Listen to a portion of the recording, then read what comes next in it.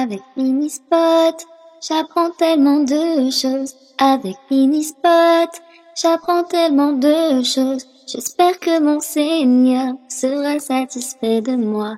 J'espère que mon Seigneur sera satisfait de moi. Alhamdulillah, Alhamdulillah, Alhamdulillah, Alhamdulillah. Que l'islam et mon iman soient de plus en plus forts afin d'être auprès d'Allah. Voici le véritable trésor. Assalamu alaikum wa rahmatullah wa barakatuh les enfants. Nous sommes donc à la troisième partie de l'histoire du prophète Moussa alayhi salam. Assia fit venir des nourrices au palais, mais le nourrisson refusa de téter chacune d'entre elles. Cela cause une grande détresse chez elle. L'agitation se répandit dans le palais. Les servantes d'Assia s'affairaient autour d'elle. L'esprit si préoccupé par ce problème à régler que nul ne remarqua la présence de la sœur de Moussa alayhi salam parmi elles. Elle prit son courage à deux mains et s'avança pour proposer une solution. Elle dit qu'elle connaissait une femme en mesure d'allaiter le nouveau-né et de lui apporter toute l'affection dont il aurait besoin. Étonnamment, on lui dit de ramener cette femme sur le champ. Pourquoi la famille royale avait-elle suivi le conseil d'une inconnue si cela n'était pas déjà prévu dans le plan d'Allah Azza wa Jal? Sourate Al-Qasas, verset 12. Puis, nous fîmes en sorte qu'il refuse le sein de toute nourrice. Alors, la sœur de Moussa dit aux gens de Pharaon: « Puis-je vous indiquer une famille qui s'en chargera pour vous et prendra soin de lui ?» La mère de Moussa alayhi salam était chez elle, le cœur rempli de chagrin et si agité qu'elle passa bien près de tout révéler. Allah subhanahu wa ta'ala la délivra de son tourment. Sa fille fit irruption chez elle à bout de souffle et lui raconta ce qu'il était advenu de Moussa alayhi salam. La mère et la fille ne perdirent pas de temps et se précipitèrent au palais. Lorsque Moussa alayhi salam fut mis entre les bras de sa véritable mère, il se tourna immédiatement vers son sein et se mit à téter. Selon Ibn Kathir, tous les habitants du palais, y compris Pharaon lui-même, furent à la fois étonnés et soulagés. Pharaon demanda à la mère de Moussa qui elle était et elle répondit: « Je suis une femme qui produit du lait sucré et qui dégage une odeur sucrée et aucun nourrisson ne me refuse. » Pharaon accepta cette réponse et c'est ainsi que Moussa alayhi salam fut retourné à sa mère et plus tard élevé au palais comme un véritable prince d'Égypte. Sourate Al-Qasas, verset 13. C'est ainsi que nous le rendîmes à sa mère, afin qu'elle soit réconfortée et qu'elle ne s'afflige plus, et afin qu'elle sache que la promesse d'Allah est vraie. Mais la plupart d'entre eux ne savent pas. La sourate 28 du Saint-Coran est intitulée « Le récit Al-Qasas » et les 25 premiers versets ne traitent que de l'histoire de Moussa alayhi salam. Nous y découvrirons la force et la piété de sa mère et comment Allah Azza wa Jal rétribua sa vertu et sa confiance envers lui en lui rendant son fils. Certains érudits croient que Moussa alayhi salam et sa mère retournèrent chez eux parmi les enfants d'Israël, tandis que d'autres, dont Ibn Kathir, croient que Moussa alayhi salam et sa mère vécurent au palais tant et aussi longtemps qu'elle l'allaita, et qu'après son sevrage, on lui accorda le privilège de lui rendre régulièrement visite. Le Saint-Coran et la Sunna gardent le silence sur cette période de la vie de Moussa, mais nous croyons juste d'avancer que lorsqu'il devint homme, Moussa alayhi salam connaissait probablement ses origines et savait qu'il appartenait au peuple des enfants d'Israël.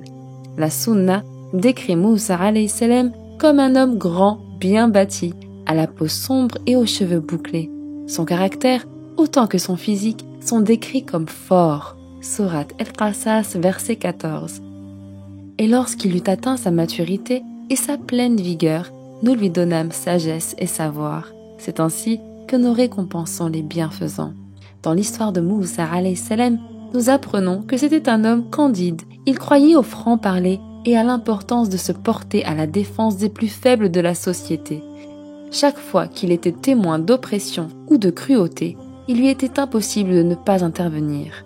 Ibn Kathir relate qu'un jour, alors qu'il déambulait dans la ville, Moussa alayhi salam vit deux hommes se battre. L'un était israélite et l'autre égyptien. L'israélite reconnut Moussa alayhi salam et l'appela au secours. Moussa alayhi salam s'interposa alors et envoya un puissant coup de poing à l'Égyptien. Ce dernier s'écroula et mourut quasi instantanément. Moussa alayhi salam fut submergé de chagrin. Il connaissait sa force extraordinaire, mais jamais il n'aurait cru être capable de tuer quelqu'un d'un seul coup de poing. Sourate Al-Qasas, versets 15 à 17. Un jour, il entra dans la ville à un moment où ses habitants avaient relâché leur vigilance. Il y trouva deux hommes en train de se battre. L'un était de son clan, tandis que l'autre faisait partie d'un groupe ennemi. L'homme de son clan l'appela au secours contre leur ennemi commun. Alors Moussa asséna à cet ami un coup de poing qui l'acheva. Puis il se dit, c'est là l'œuvre de Shaitan, ennemi juré des humains, qu'il se plaît à égarer. Et s'adressant à Allah, il dit, Seigneur, je me suis fait du tort à moi-même, pardonne-moi. Alors Allah lui pardonna, car c'est lui, vraiment, le pardonneur, le miséricordieux. Puis Moussa dit, Seigneur, puisque tu m'as ainsi favorisé, jamais plus je ne soutiendrai les criminels. Soit parce que les rues étaient relativement désertes, soit parce que les gens ne voulaient pas être mêlés à cette histoire, les autorités ne surent pas ce jour-là que Moussa alayhi salam avait été impliqué dans la mort de cet homme. Toutefois, le jour suivant, il vit le même Israélite impliqué dans une autre bagarre. Il comprit alors qu'il s'agissait d'un faiseur de troubles et s'approcha de lui pour lui reprocher son comportement. L'Israélite vit Moussa alayhi salam se diriger dans sa direction et pris de peur, cria « Vas-tu me tuer comme tu as tué ce misérable hier ?» En entendant cela, son opposant, un Égyptien, tourna les talons et alla dénoncer Moussa alayhi salam aux autorités. Plus tard ce jour-là, une personne vint voir Moussa alayhi salam pour lui dire que les autorités avaient décidé de l'arrêter et qu'elles allaient probablement le condamner à mort pour son crime de la veille. Sourate Al-Qasas, versets 18 à 21. Le lendemain matin, il se trouva en ville, craintif et regardant de tous les côtés, quand soudain, celui qui la veille l'avait appelé au secours l'appela à nouveau à grands cris.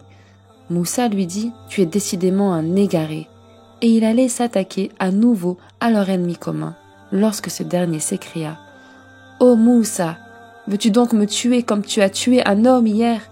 Tu ne serais alors qu'un tyran sur terre et non un homme de bien. » C'est alors qu'un homme vint du bout de la ville en courant et dit « Ô Moussa, les notables sont en train de se concerter à ton sujet et ta mort est déjà décidée. Quitte la ville, c'est un conseil sincère que je te donne. » Alors Moussa s'enfuit, craintif et sur le qui-vive. Il dit « Seigneur, sauve-moi de ce peuple injuste. » Moussa alayhi salam quitta immédiatement la ville, sans même prendre la peine de retourner chez lui pour prendre des vêtements ou préparer des provisions. Il marcha dans le désert, en direction de Madian, situé à l'époque entre la Syrie et l'Égypte. Le cœur rempli d'angoisse, il marcha droit devant, terrifié à l'idée de se retourner et de voir des soldats lancés à sa poursuite. Il marcha sans relâche jusqu'à ce que ses souliers s'usent complètement et qu'il se retrouve obligé de marcher pieds nus sur le sable brûlant. Éreinté, affamé et presque mort de soif, il se força à poursuivre son chemin jusqu'à ce qu'il arrive à un point d'eau. Puis il se jeta par terre à l'ombre d'un arbre. La mort dans la chaleur accablante du désert égyptien était l'issue la plus probable du difficile périple de Moussa alayhi salam. Mais encore une fois, l'histoire de Moussa alayhi salam nous rappelle une vérité fondamentale. Si un croyant se soumet entièrement à Allah azza wa jal, Allah subhanahu wa ta'ala s'occupera de lui et lui fournira ce dont il a besoin au moment où il s'y attend le moins. Allah azza wa jal remplacera sa faiblesse par de la force et son échec par une victoire. En arrivant à l'oasis, Moussa alayhi salam dut se croire au paradis, en voyant l'eau et en trouvant une ombre sous laquelle se reposer, mais il n'était pas seul dans cette oasis. En effet, l'endroit était entouré de bergers venus abreuver leurs bêtes.